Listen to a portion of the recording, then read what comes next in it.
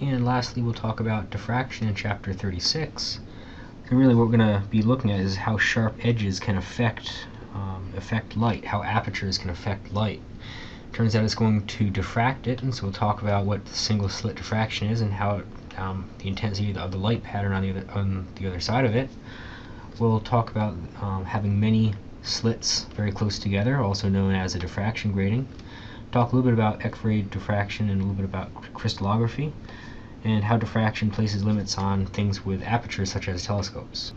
Before we take a look at what does happen, let's take a look at what doesn't happen. If we consider having a point source shining some light towards some straight object, then let's take a look at this screen over here. What doesn't happen is we don't have some region where it's lit and some region where it's shaded. And we're not going to have a nice sharp boundary right here. What we're going to have is we're going to have kind of a faded line. If you take a look at these two oranges, and you can do this in the comfort of your own home, if we look at when the orange is close to the screen and when the orange is much further away from the screen, we don't have a nice sharp boundary. And if we were to look really closely here, there wouldn't be a sharp boundary there either. Now this thing called diffraction can be explained using Huygen's principle, which essentially says, if you recall, if we have a wavefront like this, and this line right here is my obstruction, then Huygen's principle says each one of these individual wavefronts is going to behave like a wavefront. So if I were to block this guy right here, these guys over here still want to reproduce, and so they can make the light kind of come on this side of the screen. This idea is called diffraction.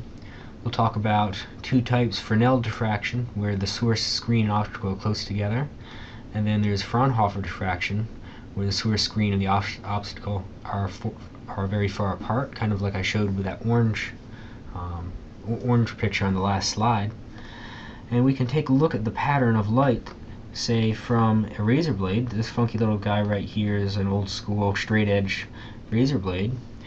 And if we were to go ahead and take a look at the light, we can see that we're going to have bands of light, and these bands of light are going to get closer and closer and closer together, and also thinner and thinner and thinner, and also more weak. The brightest one is going to be first.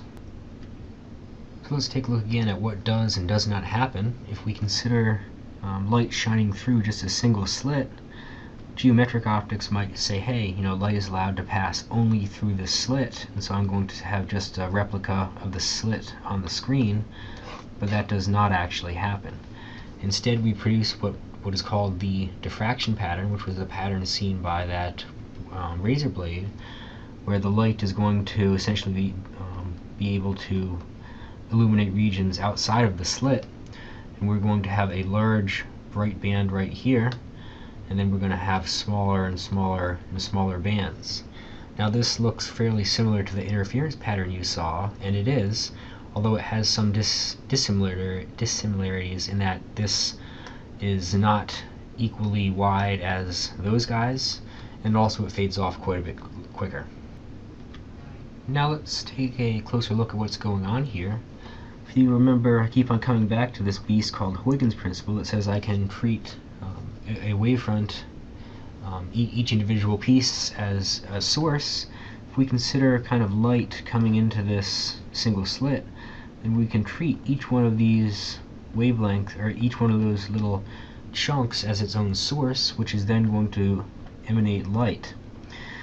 And what's going to happen is, if we were to say just pick two of those points right there, then we would have what looked very similar to the double slit interference pattern kind of coming off this guy.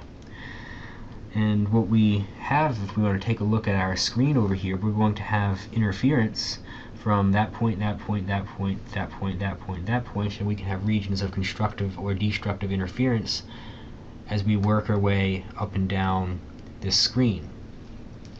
Now if the screen is very far away, we just simply treat those rays as approximately parallel. So let's take a quick look at calculating what the fringe pattern is. What we can do is we can apply Huygen's principle and say, let's take a look at the wavefront right here and this wavefront right there in the middle, they're kind of separated by some distance a over 2, and they're each going to behave like their point sources. So this one up here is going to project onto the screen at point P, and the bottom one's going to have a ray that's going to also project onto point P. Now we simply have an interference problem.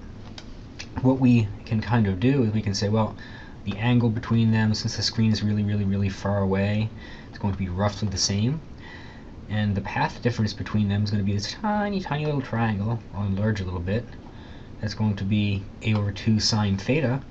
And we know that we're going to have dark fringes when the path difference a over 2 sine theta is equal to lambda over 2, so just half of a wavelength. And we can kind of generalize this by saying this is going to be equal to m lambda divided by 2.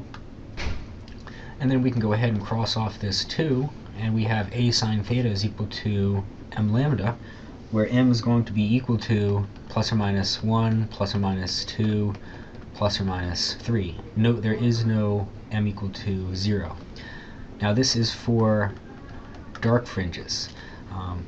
We can apply similar principles and calculate the light fringes, but in diffraction we really care about the dark fringes.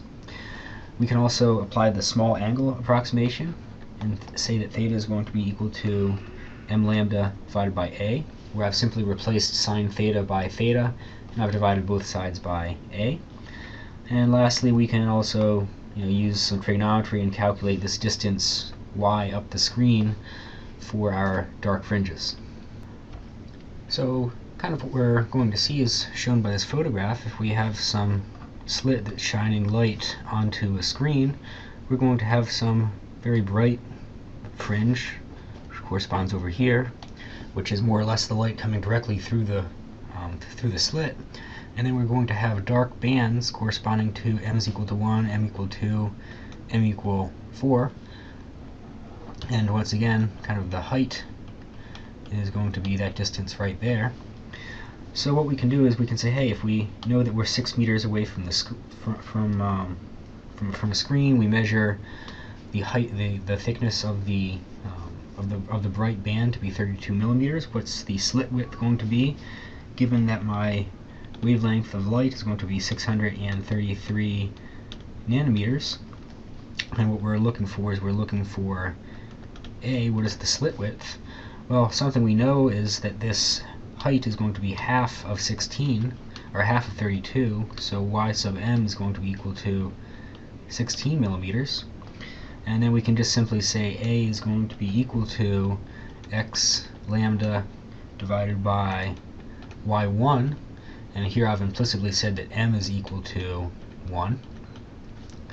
And I know that the distance to the screen is going to be essentially 6 meters. I know that my wavelength of light is going to be 633 times 10 to the minus 9th meters. And then I have my 16 times 10 to the minus 3. And so my slit width is going to be 2.4 times 10 to the minus 4 meters. And you can kind of see here that different slit widths and different wavelengths are going to give us different fringe patterns. Now we can talk very briefly about the intensity, and the intensity of the fringes, we're going to have one really bright band, followed by bands where the intensity gets less and less and less and less. There's some equations to deal with that, but I'm not going to ask you any questions dealing with that. But you can kind of look at this water going through a single slit, kind of see the water spreading out, getting less intense as it gets further up the screen. And something else to also kind of note in passing is that the diffraction pattern is going to depend on the slit width as well as the wavelength. Turns out that if the slit width is roughly equal to the wavelength, we're going to get a very broad pattern. And as we increase the slit width, as it becomes larger and larger and larger, then the wavelength, the width of this peak right here, is going to get sharper and sharper and sharper and sharper. Now you may be saying to yourself, well, hey, wait a minute, we had Young's experiment. We had kind of a screen where we had two slits right here, and we had interference from those two guys, but now you're telling me that there's going to be diffraction from them as well. So these slits might have a width of A and be separated by some distance D. Well, that is actually what's going to happen. We're going to get a diffraction pattern where we have the broad peak and then kind of some side lobes over here. And then we're going to have the intensity pattern. And so what we're really going to get is we're going to get the combination of those two guys. And so my resultant pattern is going to have the diffraction pattern on top of the interference pattern. And if you take a look in an actual photograph, you're going to see that we have precisely that. We have this large peak here with some kind of side lobes, and then we have the evenly spaced interference pattern there. And lastly, we can extend this to having several slits. You can kind of picture some light coming in, and we have several slits here with separated by some distance D. We're going to have both an interference pattern and a diffraction pattern. Typically, we'll refer to diffraction gratings as having an interference pattern. And what we do is we have interference and diffraction from each and every single one of these guys. And what we kind of result in is we're going to have our good old friend d sine theta is going to be equal to m lambda, and this is going to apply for the maxima. So this is kind of an old friend from chapter 35. I'm not going to talk about the phasor diagrams. I haven't done that yet in this class, and I don't think you want me to now. So let's just take a quick look at the interference pattern and look at how the number of slits is going to change my pattern. I'm going to have bright bands and dark bands on a screen that are going to correspond. We'll talk mainly about the bright bands for diffraction gratings, correspond to m is equal to 0, 1, -1, so on and so forth. And this is kind of the pattern you'd see for 2 slits. If we were to increase the number to 8 slits, it's kind of interesting because you can see that we're not changing the location of the maximum and minima. However, it is affecting the width of the bright band. If we increase it further still to 16, reduces this width quite a bit more. Also kind of takes care of some of the junk in there. So really the number of slits is going to be related to how thick that is, which is also kind of related to how accurate we can use diffraction gratings, or how we can use diffraction gratings to measure properties of light. So now I've used the word a couple of times, diffraction grating. Really I'll now give it the official definition. It's just going to be a large number of slits having the same width with equal spacing. So you can kind of see light coming on to something with some spacing between the slits of D. And as I've already mentioned, we simply use our constructive interference criteria equation to give us where the bright bands are going to occur at, so we can calculate angles and all that good stuff. One thing to kind of keep in mind is typically diffraction gratings will give you a number of slits per, say, millimeter, and we're simply going to divide those guys up equally. So D is going to be equal to 1 divided by 300, and then in this case the units would be millimeters. So why do we really care about diffraction gratings? Well, it turns out that it's going to spread out light, and we can use them to spread the light out and take a closer look at it. So here we have a diffraction grating. We're going to shine white light on it, ranging from the blue, 380 nanometers, to red, 750 nanometers. And we want to say how much is the light going to spread out for the first order, so m is equal to 1. Given that there's 600 slits, so D is going to be 1 over 600 with the unit of millimeter. So what we can do is we can say, okay, well, theta is simply going to be equal to arc sine of m lambda divided by D. And let's just do, say, the violet light for a little bit. So theta for violet, arc sine first order, wavelength of 380 times 10 to the minus 9th meters.